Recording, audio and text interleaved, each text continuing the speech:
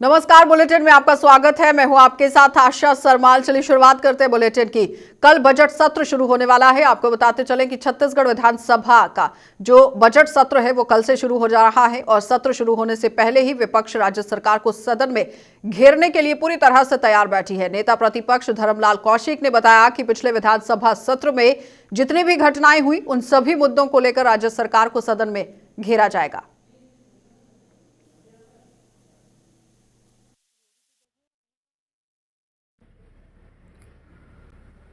कल से छत्तीसगढ़ विधानसभा का सत्र प्रारंभ हो रहा है और इस सत्र में विपक्ष भारतीय जनता पार्टी पूरी तैयारी पे है। पिछले विधानसभा से लेकर के इस विधानसभा के बीच में जो प्रदेश में महत्वपूर्ण जो घटनाएं हुई है उन सारी बातों का उल्लेख इस विधानसभा के माध्यम से चर्चा में उठाएंगे। खास करके जिस प्रकार से प्रदेश में लूट, डकैती, अपहरण और हत्या के जो मामले आ रहे हैं, ऐसा लगता है कि पुलिस का खौफ है खत्म हो गया है, अपराधियों का मनोबल बढ़ा हुआ है। कानून व्यवस्था की बिगड़ती हुई स्थिति, लचर स्थिति, साथ ही अनाचार की घटनाओं में लगातार वृद्धि होना। आज छत्तीसगढ़ में बेटियां सुरक्षित नहीं है, अगवा हो रहा है। इसी प्रकार से पिछले बार जो किसान के धान की खरीदी की गई है लेकिन अभी तक चौथे किस्त का भुगतान नहीं हुआ। इस बार भुगतान की तिथि तारीख अभी तय नहीं हुई है। 14 महीना का समय हो गया है पिछले समय का। धान खरीदी बंद हो गई लेकिन सोसाइटी में धान पड़ा हुआ है, डीओ कट नहीं रहा है, उठाव हो नहीं रहा है, केपिंग की पर्याप्त व्यवस्था नहीं है, धान का जर्मिनेशन होने लगा है सोसाइटी में। और इसी प्रकार से पिछले बार लगभग 1000 से 1200 करोड़ रुपए के धान सड़ गई। आज तक सुनिश्चित नहीं हुआ है कि आखिर उसके जवाबदार कौन है, क्या कार्रवाई उसके ऊपर कर रहे हैं कि आने वाले समय में धान को बचाया जा सके, एक संदेश जाए।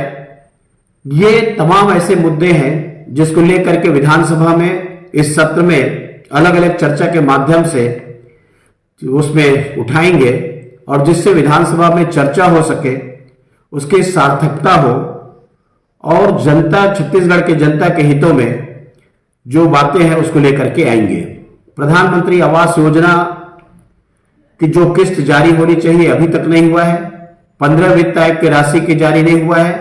ये तमाम ऐसे मुद्दे हैं जो छत्तीसगढ़ के जन के लोगों से जुड़ा हुआ है और इन सारे मुद्दों को लेकर के विधानसभा में चर्चा के लिए उठाने का हम प्रयास करेंगे ताकि छत्तीसगढ़ के लोगों के हित में।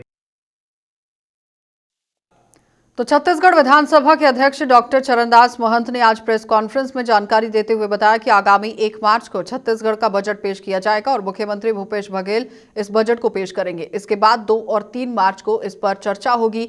बताते चले कि 22 मार्च सोमवार से छत्तीसगढ़ के बजट सत्र की शुरुआत हो रही है, जो कि 26 मार्च तक चलेगा।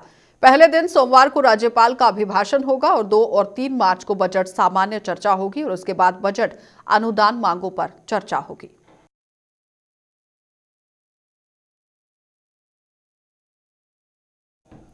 तो कृषि मंत्री रविंद्र चौबे द्वारा बेमेतरा में दौरे पर रहे, जहां उन्होंने अधिकारियों के साथ समीक्षा बैठक आज कर ली है और इस दौरान पत्रकारों को संबोधित करते हुए बेमौसम बारिश के दौरान जिले की खरीदी केंद्रों और संग्रहण केंद्रों में धान के भीगने और वहां धान से सड़ने के मामले पर भी सवाल पत्रकारों की तरफ से इनसे पूछे गए। पर रविंद्र चौबे ने अधिकारियों को यहां पर इसका जवाब देने की बजाय इसके लिए बीजेपी को ही जिम्मेदार ठहरा दिया।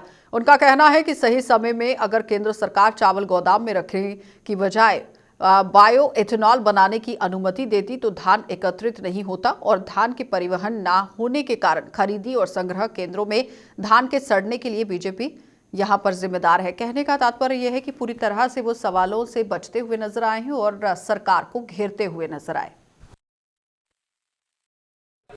हमने छत्तीसगढ़ में 92 लाख मीट्रिक टन धान की खरीदी की। केंद्र सरकार ने 60 लाख मीट्रिक टन चावल खरीदने की सहमति दी, लेकिन आज तारीख तक केंद्र सरकार जितनी सहमति दी है उतना चावल उठाव करने के लिए तैयार नहीं दिख रहा है। इसलिए प्राइमरी सोसाइटियों में और स्टैकिंग सेंटर में हमारा धान जमा पड़ा है। लगातार हम केंद्र से अनुरोध कर रहे हैं। आदरणीय मुख्यमंत्री जी ने प्रधानमंत्री जी से अनुरोध किया है, केंद्रीय खाद्य मंत्री जी से अनुरोध किया है कि छत्तीसगढ़ के चावल का उठाव होना चाहिए। छत्तीसगढ़ के किसानों के साथ केंद्र सरकार क्यों इस तरीके से रवैया अपनाई हुई है, ये तो केंद्र सरकार जाने, लेकिन चावल का उठाव नहीं होने के कारण धान जाम है, लगातार नुकसान हो रहा है। और इसीलिए हमने 3 विकल्प रखे हैं।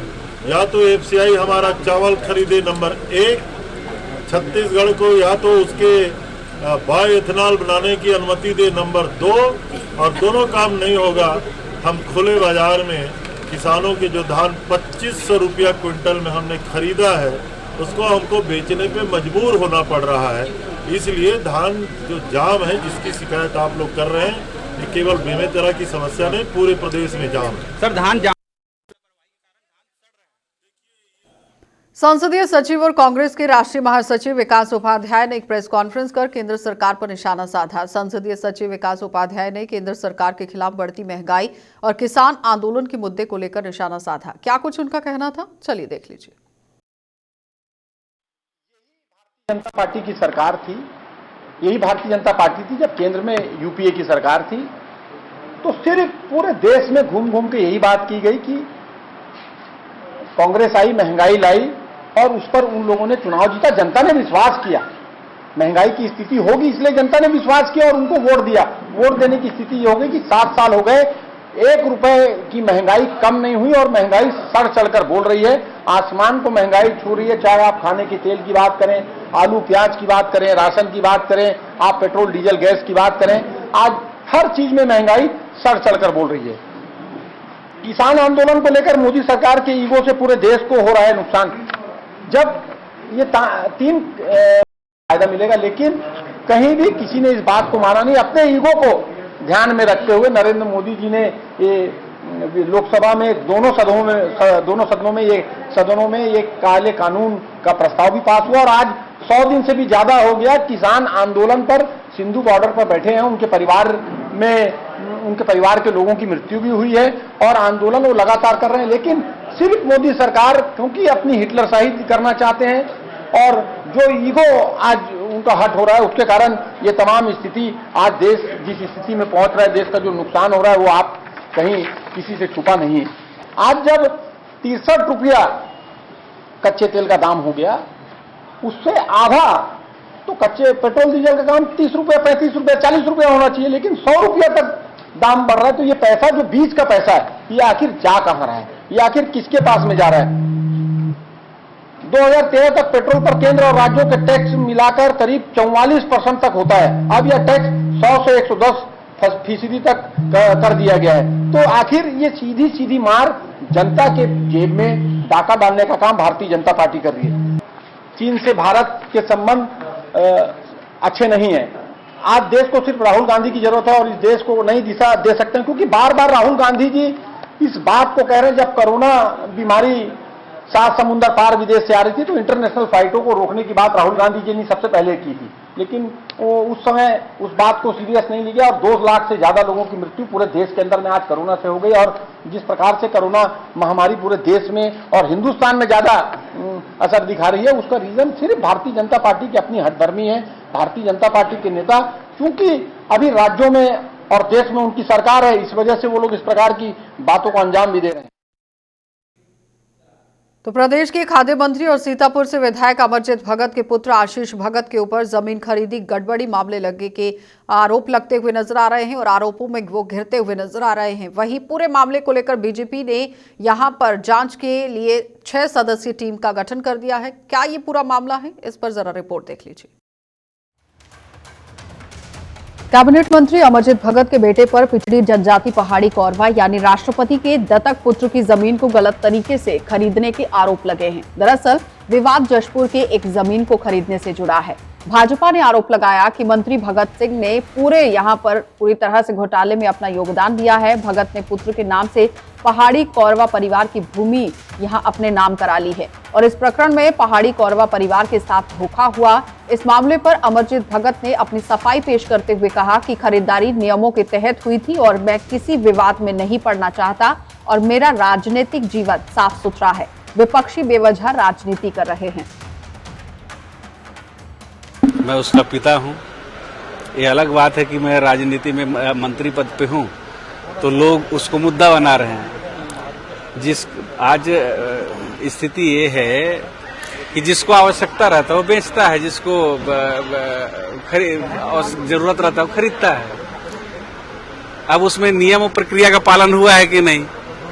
नियम और प्रक्रिया का बिना पालन के कोई चीज निष्पादन हो सकता है क्या? लेकिन अगर लिया है और लोगों को बहुत तकलीफ है कि माननीय मंत्री जी का लड़का ले लिया, तो मैं सहर्ष अपने बच्चे को बोला हूं, लड़के को, कि छोड़ो कहाँ के बवाल में। पैसा हम जमीन के लिए दिए थे कि विवाद खरीदने के लिए? हम किसी प्रकार का विवाद नहीं चाहते हैं। हमारी राजनीतिक जीवन अभी तक साफ सुथरी रही है। कोई अगर आकर के अपना सामान बेचना चाहता है, उसको आवश्यकता है, तो सामने वाला लिया है, उस बात को उसका भुगतान भी चेक से। विपक्ष इस मुद्दे को जोर शोर से उठाने में लगी हुई है। वहीं बीजेपी का कहना है कि इस मुद्दे को लेकर वहां के लोगों में काफी नाराजगी है। साथ ही साथ इस मुद्दे को लेकर बीजेपी प्रदेश अध्यक्ष विष्णुदेव सहाय ने इस मामले में 6 सदस्यीय जांच कमेटी गठित की, जो पूरे मामले की रिपोर्ट पार्टी को 1 हफ्ते के अंदर सौंपेगी। पुत्र के द्वारा जो एक वहाँ पर जो पहाड़ी कोरवा परिवार है, उस परिवार की जो 25 एकड़ ज़मीन है उसको उन्होंने गलत तरीके से अपने नाम पे रजिस्ट्री कराई है और वो पहाड़ी कोरवा परिवार अब पूरी तरीके से भूमिहीन हो चुका है।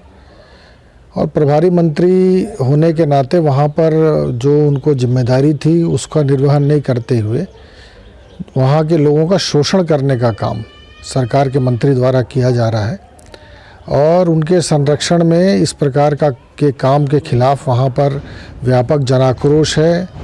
जो राष्ट्रपति के दत्तक पुत्र हैं और प्रिमिटिव ट्राइब हैं, ऐसे समाज के लोग वहाँ बड़ी संख्या में उद्वेलित हैं। उन्होंने रैली की है, पदयात्रा की है और विरोध किया है इस पूरे मामले का और इसमें कार्रवाई की मांग की है। विपक्ष को लंबे समय के बाद कांग्रेस और कांग्रेस के नेता को घेरने का एक नया मुद्दा मिल गया है। इसलिए इस मुद्दे को लेकर राजनीति अब जोर शोर से की जा रही है। अब देखना ये होगा कि कांग्रेस इस मुद्दे को लेकर क्या रुख अपनाती है और विपक्ष को किस तरह से जवाब देती है, ये आने वाला समय ही बताएगा। छत्तीसगढ़ से शंभू राही की रिपोर्ट। एनएसयूआई के राष्ट्रीय सोशल मीडिया के चेयरमैन बनाए जाने के बाद आदित्य भगत रायपुर एनएसयूआई के कार्यकर्ताओं ने फूल माला और पटाखों के साथ जमकर स्वागत किया।